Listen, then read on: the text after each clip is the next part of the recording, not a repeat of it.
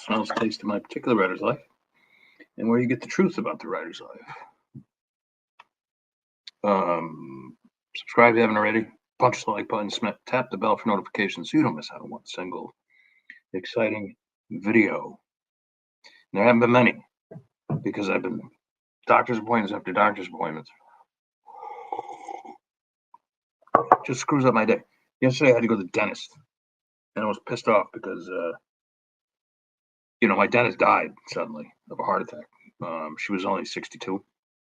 And I've known her almost all my life. That was a tragedy. Died in her sleep. So anyway, now the practice is with somebody else. And it was like a meat market. Like, her practice was great. You'd walk in there and they'd take you early. It was just for cleaning. And this one, I had to wait over a half an hour for my appointment. So I was like, I'm not coming back here ever again. I hate wasting time, and doctor appointments, believe me, after going through 6 or 7 months of them, can be a big waste of time. Of course, you gotta do it. So I have so much on my plate between the new book I'm writing, Dead Baby Dead, but it's being serialized on Substack as a live on arrival. And it's going great. I'm 30,000 words into it, about 20 or 30,000 more, and I will button that up, probably send it to the new agent. And in the meantime, I'm trying to get through the read-through of the ex-con, which Bear Media will be publishing. I made the decision last week, and I'm waiting on the artwork for that anytime. Signed my contracts for the 2 new Moonlights for 2026 with Down and Out. Those one I went through, one I still have to go through, and then I found a third that I'm sure I'll sign a contract for 2026. With Down and Out, you don't want to. Here's another lesson for you. Some people might be like, well, why stick with a niche publisher like Down and Out when you could probably do, expand it a little bit. You'd go to a bigger publisher, maybe get a bigger advance. First of all, I'm more than happy with Down and Out. They do a great job. But second of all, and they have a good contract. And if I ever want to get my rights back, I'm so close with them that they'd be like, well, it's a bummer, but yeah, you can do it. So there's a lot of pluses there. But also, you do not want to switch publishers midstream with a series. Now, if the Moonlights were selling like 1 million copies a month, and Random House offered me like a $5 million deal, none of that's going to happen, by the way. But if they did, then that would be different. Then Down and Out would be like, Vince, you're crazy not to do this. Excuse me. But in any case, and then I have like a few freelance assignments, doing an article on crypto right now, and I had to do a travel piece.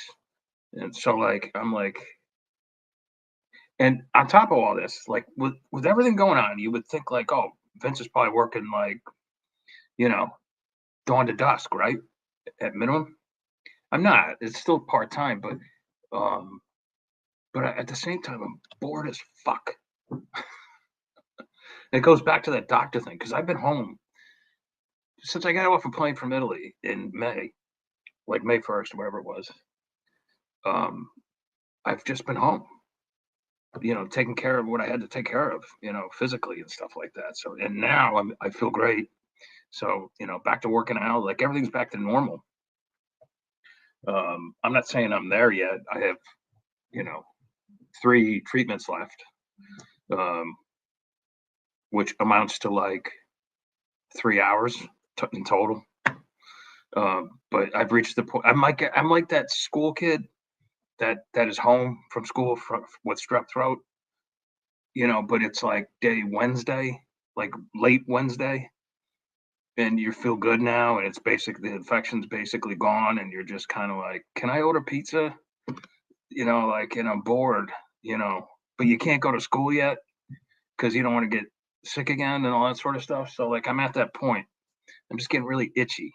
And when I get like this, I mean, as you guys know, I don't get writer's block, right? I never get it. But when I get bored, I find it a little bit more hard to concentrate. A little bit more bored, or a little bit more hard. Listen, I've been educated in the best schools in the world. I can speak better than that. Anyway, so then I was like, well, all right, well, I pick up my skis tomorrow so I can look forward to skiing, but there's no snow where I ski yet, but it's coming. And then I'm like, oh, I have doctor's appointments the next 3 Monday mornings. Like, as you know, I love to go Monday morning, bright and early when nobody else is going there. You know, so I don't know. I'm not gonna bitch though. You know why? Because I'm the luckiest man on the planet. No question about it. I am one lucky dude. So I thank my lucky stars. I thank God.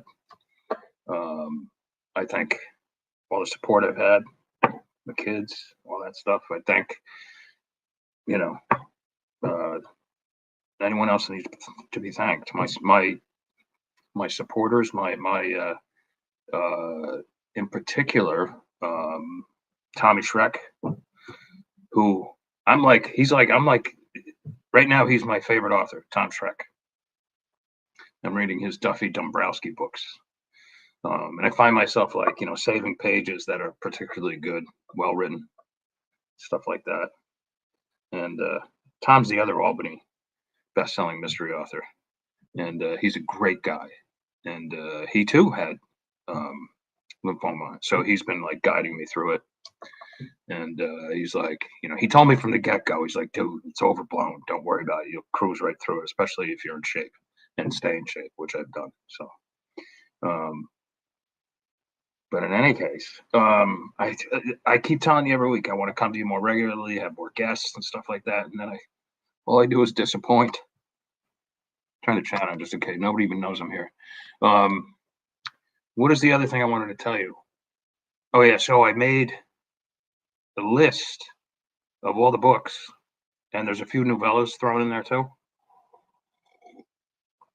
Of all the books I have that have gone that are unpublished presently, and I think I'm up when I include Dead Baby Dead. I think that's like 16 or 17. So 2 of those, well, no, 3 of those Down and Out's going to publish, so that leaves me with like 14. Dead Baby Dead I might send out commercially. So I'm down to 13. But that means I'm like good for over a year if I put out a book a month.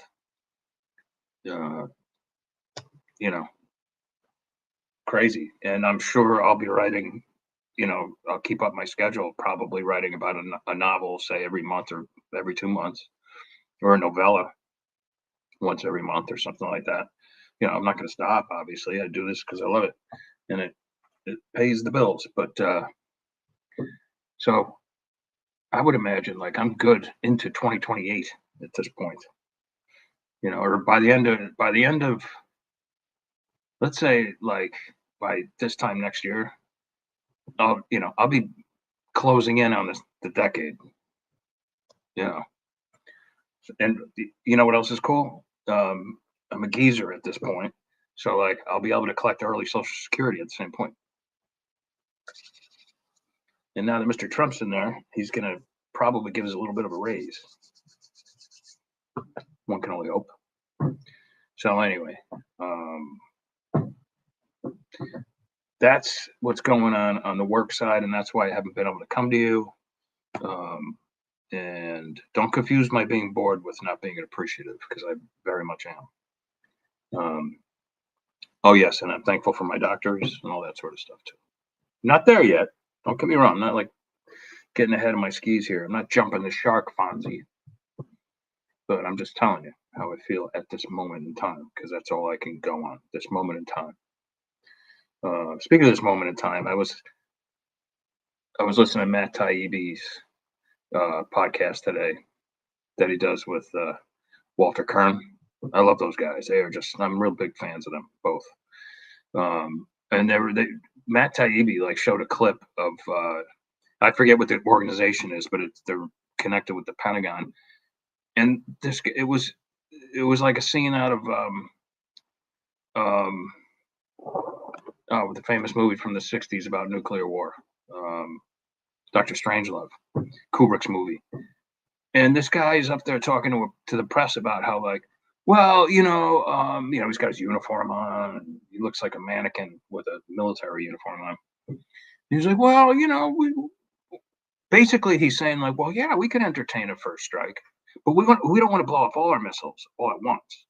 But we just want to like have a first, maybe, if there's going to be a first strike, we want to be the ones to do it. We feel as though we can do it. And, we'll save some missiles also, for like a second round. I think he even says like a second round. Like, dude, it only takes like 7, ICBMs filled with warheads to like blow up the world. And this guy, and we have how many thousands? This guy was out of his mind. Like, clearly, like, where do they find these people? If it even is a people, even as human, like, do these people actually believe this shit? But I suppose when you work out of a bunker that's a mile underground with all these steel doors and all this sort of stuff, and enough food to last you 5 years, probably booze too, you don't care. What do you care? You're just a fucking robot anyway. So I think now, like, this outgoing administration just wants to scare the bejesus out of people. And this is their way of just punishing the American public for voting the way they did en masse. They're just, it's crazy what's going on. I don't know. Listen, I just hope cooler heads prevail. I'll keep saying it. And that's where I'm going to end this. But I don't want to keep harping on it because hopefully, there's things going on. There are things going on that we don't know about that are actually stabilizing the situation. We hope. All right, you guys. I'm sorry I keep watching. Hope everybody has a happy holiday. It's supposed to be snow here, so that's a good thing. If I can't ski on Monday, I can go on Tuesday, right? Let's hope there's a lot of snow. But if you're traveling, I don't want your travel plans to be screwed up, or I don't want you to be unsafe. So be safe. Don't talk politics at the table. Try to avoid it, and have fun with family and friends. I will be working all day Thursday, like I always do on Thanksgiving, and my sons will be doing the same. I offered it up. I'm like, you guys want to make like a big turkey dinner? Or we could even have somebody over or whatever. And they're like, no, we want to work. They're like, okay, good enough. So I'm making a lasagna. I'm making a lasagna. My first time. I certainly am. And then what you do, and this is a good writer's trick if you're, because us writers, we got to watch our pennies, right? Not that we're cheap bastards, but we got to watch our pennies because we don't get a paycheck, a regular paycheck. So what you do is, instead of spending $150, buying a turkey and all that shit, like days before the event, you wait till the Friday, and like, and you get the turkey and the box of Stouffer's and the can of cranberry sauce and the gravy and the bag of potatoes and and the bacon serve and bake or whatever, bacon, whatever rolls or whatever. You get it all for like $25. Add in a 6-pack of tall boys, boy, you're in heaven. So that's how I do it. We'll have Thanksgiving over the weekend. Oh my God. This is why I don't have a girlfriend. Oh boy. Now I'm just making myself laugh. All right, you guys, I'm entertaining myself. Listen, I will check in with you. Maybe I'll check in with you Thanksgiving Day just for the fuck of it, and I'll let you know if I'm going to go live just so you can get away from the fam. Or read one of my books. Escape. Read a Chase Baker book. That'll make you escape.